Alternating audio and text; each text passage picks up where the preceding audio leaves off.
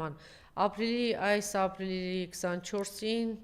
Հանրապետությունը ոգեկոչում է 1915 թվականի հայոց ցեղասպանության տարելիցը եւ խոնարհվում զոհերի հիշատակի առջև գրել է Էմանուել Մակրոնը։ Սա արի թե հիշելու, փոխանցելու, ընդգծելու այն անկախտելի կապը, որը միավորում է Ֆրանսիային Հայաստանին, իսկ ֆրանսիացիներին հայերին։ Այո, այստեղ դուք ճիշտ եք։ Ֆրանսիա Հայաստան ինչ որ ներքին էներգետիկ մեծ կապ կա, բարեկամություն կա, ֆրանսիացիներ եւ հայեր հետ կապը կա, բայց այստեղ հարց է ծագում, ինչի ու մղեցիք դու Էմանուել Մակրոն, որ տեղի ունենա հաջորդ ցեղասպանությունը հայ ժողովրդի հետ Արցախում, քո թեթև ձեռքով տապտապացնելով Միշելի, որ գրողի ծոցն է Միշելը, ապագայում Մակրոնն էլ այդ գրողի ծոցը կմնա, բայց մենք ունենանք մի հատ կորցրած մեծ հրաշք հայրենիք Արցախ աշխարհ։ Այո, այս եվրոպական երեսպաշտությունն է, էլի մի կողմից քեզ մղում են, տանում են ցեղասպանվելու, շատ լավ հասկանում էին, չէ՞, իրենք այն ինչ որ եթե ինքը այս տականքը հայտարարում է, որ Արցախը Ադրբեջան է եւ վերջ, դրան ինչ էր հաջորդելու, դրան հաջորդելու էր ցեղասպանություն, բառից բուն իմաստով հայաթափել, որ ցեղասպանություն տանե, բայց իրենք քանի որ վայրի եւ հրեշավոր ժողովուրդ են ցեղասպան, որտեվ իրենք այդպես են 30 տարի կամ տևական ժամանակ իրենք մի քանի սերունդ այդպես են կրթել, որ մորթի, սպանի, պղծիր, քրիստոնյա հայ ժողովրդին եւ իրենք անգամ դատարկելու ընթացքում էլ պայթեցրեցին, այրեցին, չէ՞։ Այո։ Բենզինի այդ բանը մի հատ դայլ արեցին, գլխատեցին երեխաներին, սարսափուբանացրեցին, սա այս տականքն էլ հայտարարեց, որ դուք մենակ եք անպաշտպան, ես չեմ կարող ձեզ օգնել, մղեցին ցեղասպանության հայ ժողովրդին հերթական անգամ։ Եվ նորից ու նորից պիտի հիշել ցեղասպանության ճանաչումը, դա նաեւ պատասխանատվություն է։ Պատասխանատվություն, որ նորից չկրկնվի, որ Թուրքիան չհամարձակվի նորից ցեղասպանություն իրականացնել, որ Իսրայելը չհամարձակվեր Գազայում ցեղասպանություն իրականացնել։ Եթե Թուրքիան պատժվեր, գուցե Իսրայելը չհամարձակվեր հիմա ցեղասպանություն իրականացնել կամ Ադրբեջանն ու Թուրքիան համարձակվեին Արցախում նորից ցեղասպանություն իրականացնել կամ հիմա այնպիսի պլաններ ունենան, որ այս կամ այն կերպ Հայաստանը հայաթափելու են եւ այստեղ հայ չի ապրելու։ Որտեվ անպատիժ են մնացել։ Ցեղասպանությունը ինչից է գալիս, անպատժելիությունից է գալիս, որտեվ գիտեն կիրականացնեն եւ չեն պատժվի։ Բայց այսօր Բերանը չի պատտում, որ ասի այդ 1 միլիոն հայերը Բաքվում, Սումգայիթում, Կիրովաբադում, Արցախում ապրող, ինչ պիտի անեն, ով է փոխհատուցելու։ Ով է դրա պատասխանը տալու։ Ես ուզում եմ, քանի որ քաղաքական ասպեկտով նայեցիք, ուզում եմ ես գնահատել հետեւյալը։ Ցավոք սրտի մեր մոտ որոշակի վերաբերմունք կա ֆրանսիացի ժողովրդի նկատմամբ խիստ դրական, որը ես շատ նորմալ եմ ընդունում, որտեվ այդ այն ժողովուրդն է եւ այն տարածքն է, որ ցեղասպանությունից հետո ապաստան է տվել, մեր հայրենակիցներից շատերը կայացել են, ցեղասպանություն, հայդատի պաշտպանության առաջամարտիկ դարձել է Ֆրանսիայում հայությունը, հավաքական առումով եկեղեցու առաջնորդությամբ, այդ առումով մենք երախտապարտ ենք, բայց ցավոք սրտի Ֆրանսիայի ներկայիս վարչակազմի կողմից կատարող քաղաքականությունը ուղղակիորեն հակոտնյա է նախ այդ պետության եւ ժողովրդի շահերին եւ Հայաստանի Հանրապետության ու մեր ժողովրդի շահերին։ Ես ուղղակի հիշեցնեմ, որ հետևեք, այդ ավարտեց, այդ մեր գանձերն էր, որ Նիկոլը տվել է եւ բացում է։ Լավ, ներողություն, պարոն Ապետյան։ Եվ այդ առումով 2022 թվականի հոկտեմբերի 6-ը Պրահան մեր համար ամենաճակատագրական օրն է։ Ես նորից եմ ասում, մենք 44 օրայում կռվեցինք, չպարտվեցինք, Արցախը կար, դիմադրությունը կար, զինվածությունը կար, Հայաստանի հետ կապը կար, այո, որոշ տարածքներ կորուստ ունեցանք, բայց դրանով հարցը չէր լուծվել։ Եվ Ալևին հնարավորություն տվեց միայն 22 թիվ հոկտեմբերի 6 Պրահա որոշում, որով Արցախը դարձավ Ադրբեջան, այսինքն Ալևին իրավունք տրվեց ռազմական գործողություն անել, տարածաշրջանում շահեր ունեցող պետությունների ղեկավարներին հիմնավորելով, որ ինքը ոչ թե պատերազմում է, այլ հակահաբեկչական գործողություն է անում, որտեղ այդ տարածքում, իր պետության տարածքում, որն է Արցախը, կան զինված բանդաներ։ Բնականաբար զինված բանդաների դեմ պետությունը պատերազմ չի անում, հակահաբեկչական գործողություն է անում։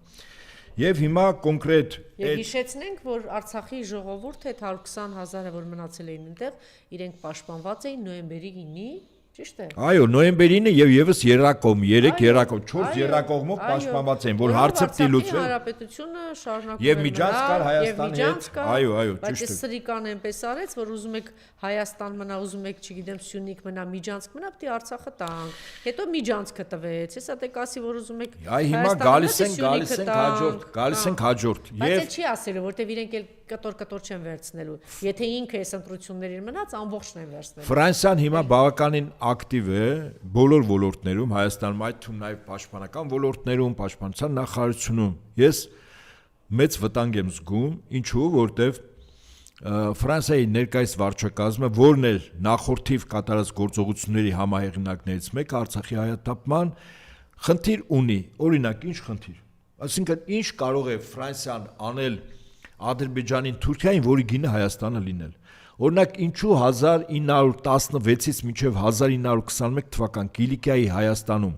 որտեղ 400,000 հայ էին ապրում եւ տրվել էր Ֆրանսիայի պրոտեկտորատի կառավարման ներքո անվտանգության ապահովման 100%-անոց երաշխիքներով 1921 թվականին Ֆրանսիան թեթև ձեռքով մեկ ստորագրությամբ այդ տարածքը եւ հայությանը նվեր տվեց Թուրքիային եւ 100,000 կոտորած, որից 30,000-ը երեխա։ Հիմա սա ինչու եմ հիշում եւ ինչ կարող է անել Ֆրանսիայի Մակրոնի այստեղ գալը, ինչ վտանգ կա իր մեջ։ Ես կարող եմ ենթադրել։ Իդեպ ակցիաներ է կազմակերպում, ես կուզենայի, որ դուք նաև դրա մասին խոսեր, ես կարծում եմ, որ այս անգամ եւ մեր ձևովը եւ բոլորը բացի այն, որ իրենք հրավիրեցին, որ գնա տեսնի Մակրոնը, Սամվել Կարապետյանը եւ Հայաստան դաշինքը բոլորը պիտի կազմակերպեն ակցիաներ գերիների նկարներով, կորցրած Արցախի նկարներով, այս ամեն ինչով, որ դուք եք նախ ձեր ձեռքերը արյան մեջ է հայաթափման եւ հայրենի կորցնելը եւ դուք եք պատասխանատվություն եւ այդ ձեր ստերով, ձեր այդ սրիկայությամբ այդ հայ ժողովրդին հիմա էլ գալիս եք հերթական անգամ մոլորեցնեք, որ դահիճին ու թշնամուն նորից ու նորից մեր գլխին պահեք։ Ես հիմա մտածում եմ, ոչ միայն այս պահին, ընդհանրապես Ֆրանսիայի վիճակը էներգետիկ առումով հոսանքի արտադրության։ Ֆրանսիան աշխարհում եզակի միակ պետությունն է, որի հոսանքի արտադրության 80%-ը ատոմականներն են տալիս։ Ֆրանսիան ատոմականների համար միակ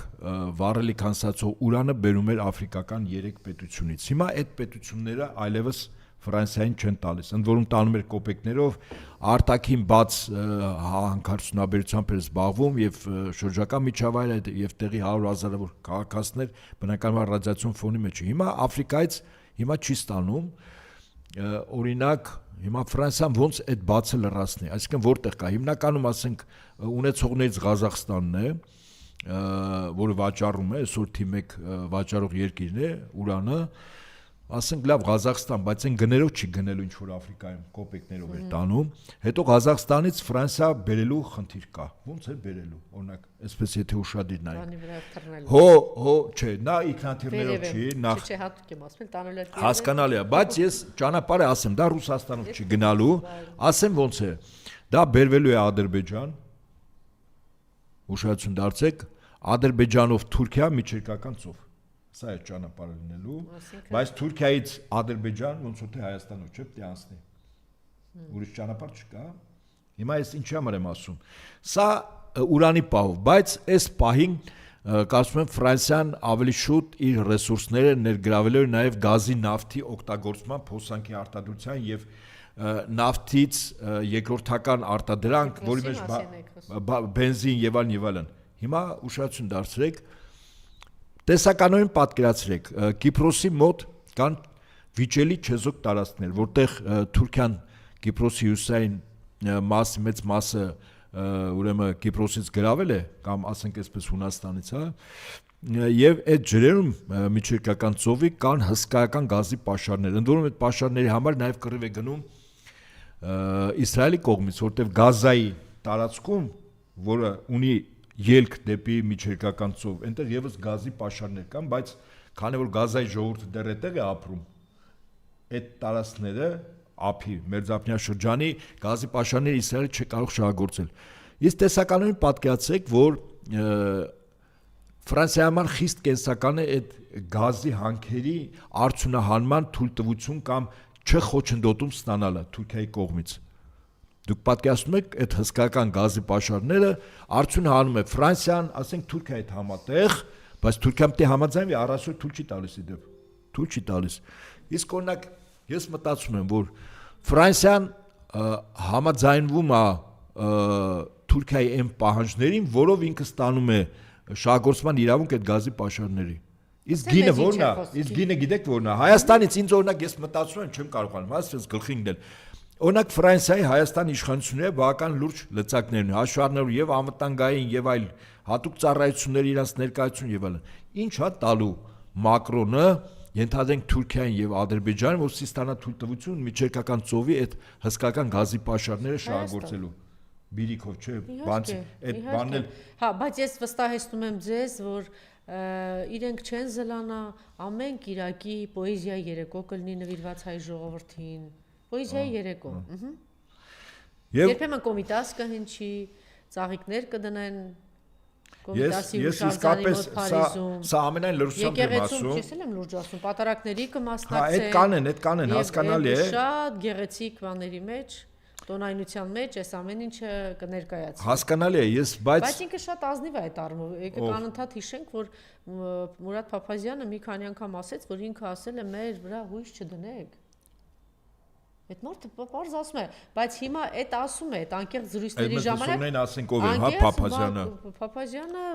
Ֆրանսիայի հայ համայնքի եւ հայ աղափական դաշնակցության ներկայացուցիչն է, համայնքի ամենակարևոր դերակատարը ունեցող մարդկանցից մեկը, որ բավականին ջերմ հարաբերություններ ունի Մակրոնի հետ եւ Մակրոնը իրեն թույլ է տվել այդպիսի բան ասել, որ մեր վրա հույս չդնեք։ Այնպես չի որ ասում են, բայց իհարկե հիմա իրենք իրենց ստորությունը շարունակում են, ինչպես Նիկոլի մեջքը տնտպացնելով, հա, Միշելի հետ միասին մեկը աջ ռուսներ տնտպացնում, մեկը աջ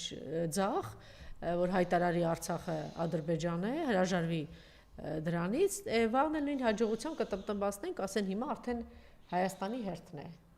Հայաստանից հրաժարվելու։ Ես գիտեք ինչ, Ֆրանսիայի համար կենսական է այդ գազի հանքավայրերը։ Իսկ ինչ կզիջի այլոց հաշվին Ֆրանսիան միշտ պատրաստ է, դրա համար պատական չէր, հիշեցի 1921 թիվը, երբ Կիլիկիայի հայություն 400,000 զիջեց Թուրքիային տարածքով եւ ժողովրդով, կամ ինչպես 22 թիվ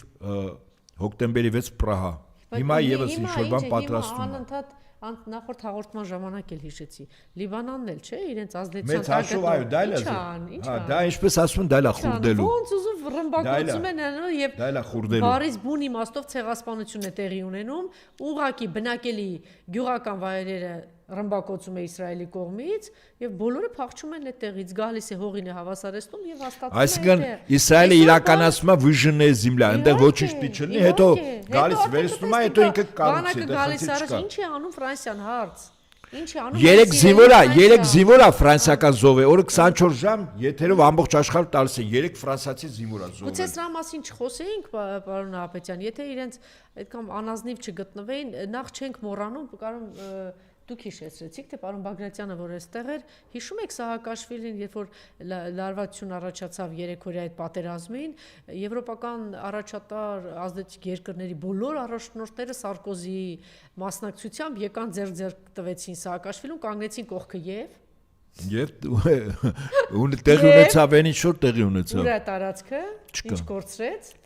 Վրաստանը ինչ կորցրեց։ Որ միջև հիմա Վրաստանը ուշքի չի գալիս եւ վերջապես Իվանիշվիլին եկավ եւ հասկացավ Հարավային Օսետիան, որը ստրատեգիական նշանակությամբ Աբխազիան, Աջարյանն էլ կորցել է այնքանով, որքանով որ թուրքերն են տերությունություն անում։ Այսինքն մասնատում է այսպես է լինում։ Այո։ Հիմա այս հիշում եք, չէ, միայն այնպես չէր, որ հիմա Հայաստանում, սիրելի հայրենակիցներ, գալու են ինչ-որ ֆորում են անցկացնելու, խոսելու են, իբրև թե աջակցելու են, այն ժամանակ գնացին պատերազմի օրերին, կանգնեցին կողքը, այդ պատկերը աչքիս առաջ է, որ Սարկոզին էսպես ձեռքերը բարձրացած մեծբարչյան երկրների առաջնորդները, նախագահները, բոլորը կանգնած ենք Վրաստանի Սահակաշվիլի, Վրաստանի նախագահի կողքը, ու դրանից հետո գալիս է այս հարցը Եվ հիմա գալու են հիմա արդեն եկել են Եվ արդեն էլ Արցախ էլ չունեք, որ ասեք տանկ լավ ապրենք, էլ չկա, տականքներ, կկվի այդ մի ձակը տվեցինք, որ ասում եք Արցախը տականք, ես չգիտեմ, դուք այն ազգի բանի ասած, լժդեի ասած տականք էլ, ես ուրիշ բառ եմ ուզում գտնել, այս ազգի տականք էլ չէ, որ մարդ ասիմ հայրենիքը տամ լավ, տամ մենակ թե Նիկոլի նման լապ եմ ու գնամ զուգարանի միջալոց ամեն նոր ուր այցելում, Դուք ունեք դրա պատասխանը։ Մուդրի մարդ եք, կամ գնում լափում, ուտում, հազար ներողություն, այդ բառը ինքն ա բերել էլի մեր խոսույթ։ Կամ ասում գնամ տեսնեմ զուգարանի ինչ կերպ։ Երեք երեխեք, թե երեք չառաջի օրը։ Առաջին օրը։ Գնացել էլի վազեց, գնաց, նա տեսնեմ բան ունի էլի, ինչ որ sense չգիտեմ։ Անոր ինչ ասեմ։